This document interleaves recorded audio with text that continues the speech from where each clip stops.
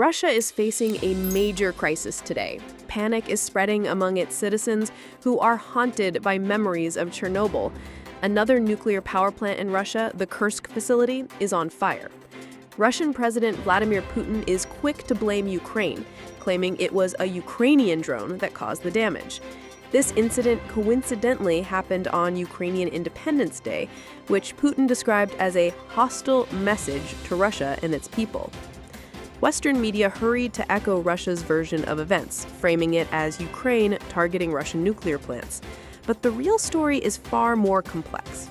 According to an official statement from the power plant itself, a drone was shot down above the site. As the drone fell, the debris ignited a fire, which was quickly extinguished. Importantly, there was no radiation leakage and no casualties. The International Atomic Energy Agency has urged both sides to show extreme restraint regarding nuclear facilities. This warning is critical because the very presence of military conflict near nuclear power plants raises the risk of catastrophic consequences. So, who is really responsible here?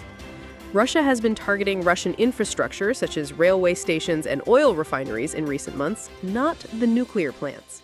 On this occasion, Russian defense forces shot down a drone hovering near the nuclear site. The debris from the shoot-down caused the fire. While Kremlin blames Ukraine directly for the attack, the power plant's own report suggests it was the aftermath of Russia's own defense actions that sparked the fire. This incident highlights the dangers of military operations near sensitive nuclear facilities. Whether intentional or not, engaging drones and other weapons in these areas puts everyone at risk. Russian officials have a history of twisting facts. For example, in a recent interview with NBC, Russia's Foreign Minister Lavrov was unable to clearly answer whether Russia invaded Ukraine. When pressed about Russia's violation of the 1994 Budapest Memorandum, an agreement that guaranteed Ukraine's sovereignty in exchange for giving up its nuclear arsenal, Lavrov dismissed the security guarantees as irrelevant, denying that Russia promised not to invade. The Budapest Memorandum explicitly states that Russia committed to respect Ukraine's independence, sovereignty, and existing borders, and to refrain from the threat or use of force against Ukraine. Lavrov's contradictory statements reflect a larger pattern of misinformation from the Kremlin. The devastating human cost of the conflict is undeniable. Tens of thousands of civilians have been killed or injured. Hospitals, schools, churches, and even maternity wards have been targeted. Russian military actions are not random. They deliberately target civilians, including children, in a brutal effort to terrorize Ukraine. Putin's ultimate goal goes beyond the eastern four regions of Ukraine. The initial invasion's push toward Kyiv betrays ambitions for a much larger territorial control.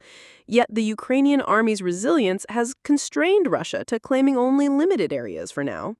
Peace remains elusive because Putin is not genuinely interested in it. Only a full Russian withdrawal could bring a real end to the conflict. This reality is often misunderstood or downplayed by voices that treat the war as a symmetrical struggle, ignoring that Ukraine is fighting to survive against an invading force. This situation calls for international vigilance and a refusal to accept oversimplified narratives. Truth matters deeply when nuclear risks and human lives are at stake. The Kursk fire serves as a stark reminder of these stakes. Nuclear weapons and power plants belong outside the battlefield.